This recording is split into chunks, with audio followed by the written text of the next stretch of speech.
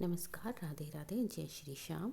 और आज हम एक विजय एकादशी की व्रत कथा सुनाने जा रहे हैं, जो कि अपने नाम की तरह विजय दिलाने वाली है। इस व्रत को करने वाले हर इंसान की मनोकामनाएं पूर्ण होती है। जो कि कथा इस प्रकार है।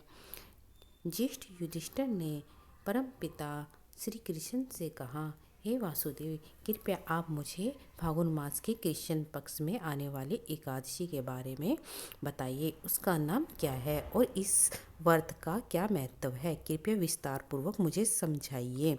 युधिष्ठिर की बात सुनकर भगवान श्री कृष्ण बोले कि हे राजन, अवश्य ही मैं इस एकादशी के महत्व का वर्णन तुम्हें सुनाता हूँ। ध्यान से सुनना। फागुन मास में आने वाली यह एकादशी विजय एकादशी के नाम से जानी जाती है।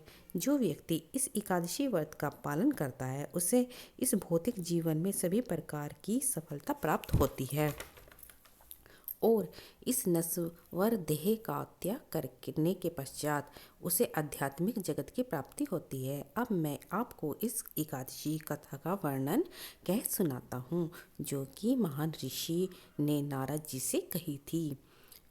युधिष्ठिर के सम्मुख भगवान श्री कृष्ण ने कथा का वर्णन शुरू किया।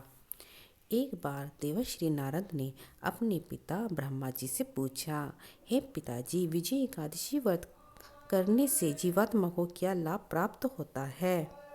यह सुनकर ब्रह्मा जी ने उत्तर दिया, हे मेरे प्रिय पुत्र, यह अत्यंत प्राचीन व पवित्र व्रत है और हर प्रकार के पापों का नाश करने वाला है। एकादशी व्रत अपने नाम की तरह ही हर प्रकार से विजय दिलाने वाला है। भगवान श्री रामचंद्र अपने भाई लक्ष्मण और भार्या सीता माता के साथ वनवास के समय पंचवटी में निवास कर रहे थे। तब दुष्ट रावण ने माता सीता का हरण किया था और इस प्रकार अपनी मानव लीला निभाते हुए भगवान श्री राम सामान्य मनुष्य की तरह ही अत्यंत दुखी और व्याकुल हो उठे। वे माता सीता की खोज कर रहे थे। उस समय उन्हें मार्ग में जटायु मिले। किस प्रकार दुष्ट रावण ने माता सीता का हरण किया, उससे सारा वृत्तांत भगवान श्री रामचंद्र जी के सामने कह सुनाया। इसके पश्चात जटायु वैकुंठ धाम चले गए। कुछ समय पश्चात भगवान राम और वानरों के राजा सुग्रीव के मध्य मित्रता स्थापित हुई, जिनके साथ मिलकर उन्होंने वानरों और भालुओं की एक बड़ी सेना तैयार की। श्री राम ने हनुमान जी को माता सीता की खोज के लिए लंका भेजा, जहां हनुमान ने जाकर माता सीता की भगवान श्री रामचंद्र की अंगूठी दिखाई और उनके अत्यंत दुखी अवस्था को देखा और उनका संदेश लेकर भगवान रामचंद्र जी के सम्मुख आए और माता सीता की दयनीय दशा और उनकी अशोक वाटिका में रह रही माता सीता का सारा दुखद समाचार श्री रामचंद्र जी के सामने कह सुनाया।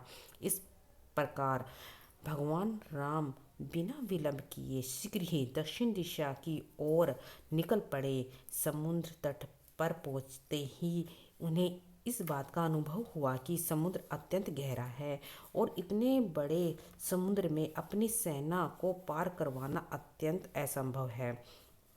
उस समय लक्ष्मण ने रामचंद्र जी से कहा, हे प्रभु, आप तो सर्वज्ञानी हैं। यहाँ से लगभग 4 मील की दूरी पर बगदालब ऋषि का आश्रम है। हमें उनके पास जाना चाहिए। वे अवश्य ही हमारे इस समस्या का समाधान बताएंगे। लक्ष्मण की यह बात सुनकर तब भगवान राम और लक्ष्मण अपनी सेना सहित बगदालब ऋषि के आश्रम पहुँचे। वहाँ जाकर उन्होंने ऋषि को दंडवत प्रणाम किया और प्रार्थना की। महान ऋषि समझ गए, यह मनुष्य कोई साधारण मनुष्य नहीं, यह तो साक्षात भगवान श्री रामचंद्र है। उन्होंने कहा, भगवान, आप मेरी इस कुटिया में किस प्रयोजन से पधारे हैं? मैं आपकी किस प्रकार सेवा कर सकता हूँ?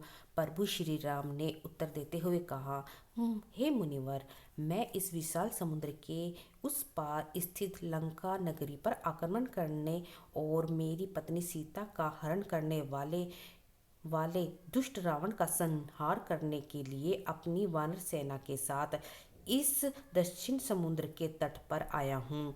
कृपया आप हमारा मार्गदर्शन करें। हम अपने इस विशाल प्रयोजन लंबे समुद्र को पार कर कैसे करें?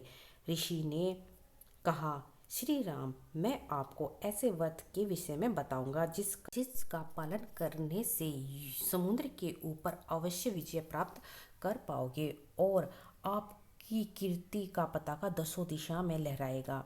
फागुन मास के पक्ष में कृष्ण पक्ष में आने वाली विजय एकादशी का श्रद्धा पूर्वक व्रत पालन करने से आपकी विजय निश्चित है। मैं आपको इस व्रत की विधि बताऊंगा। दशमी तिथि के दिन सोने, चांदी, तांबा या मिट्टी का कलश स्थापित करें। उस कलश में जल से भरकर आम के पत्तों से उसे सजाकर उसके ऊपर भगवान नारायण की स्वर्ण विग्रह की स्थापना करें। सत्य धानी का आसन बनाकर उस पर इस कलश को स्थापित करें और अगले दिन एकादशी पर ब्रह्म मुहूर्त में स्नान आदि से निर्मित होकर स्वच्छ होकर इस कलश की पुनः स्थापना करें। फूलों की माला व चंदन से लेप से उसको सुशोभित करें। कलश के ऊपरी हिस्से में अनार, नारियल और जौ रखें और पूर्ण भक्ति भाव पूर्वक इस कलश के विग्रह की पूजा करें और धूप, दीप, चंदन, फूल व प्रसाद अर्पित करें और अगले दिन विजय एकादशी के दिन उनके पास बैठकर हरि कथा का श्रवण करें और रात्रि में भी हरि कथा का जागरण करें।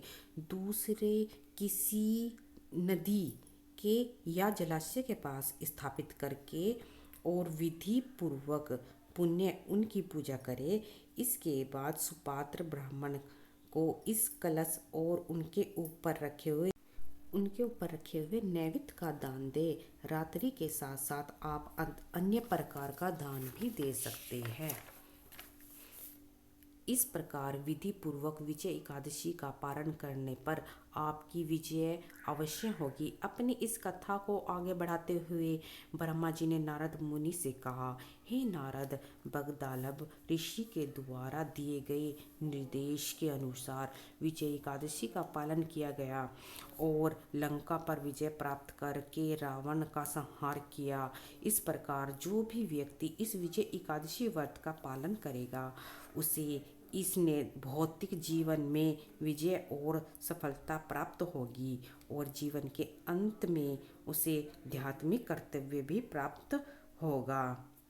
ब्रह्मा जी और नारद जी के संवाद का समापन करते हुए भगवान श्री कृष्ण ने युधिष्ठिर से कहा, हे राजन, जो भी व्यक्ति इस विजय एकादशी का पाठन व श्रवण करता है उसे वाजपेयी यज्ञ का फल प्राप्त होता है। जो भी मनुष्य इस विधि का पालन करता है उसे हर क्षेत्र में विजय प्राप्त होती है। इस प्रकार कथा समाप्त होती है। जो भी मानव सच्चे मन से, सच्चे हृदय से इस विजय एकादशी का व्रत करता है अर्थात दूसरों को पढ़ के सुनाता है इस कथा को, तो उसकी अवश्य विजय प्राप्त होती है और हर मनोकामना पूर्ण होती है। यह व्रत पूर्व जन्म के पापों को नष्ट करता है और इंसान को सुख समृद्धि देता है। तो कथा को समाप्त करते हुए जय श्री राधे राधे, जय श्री कृष्णा।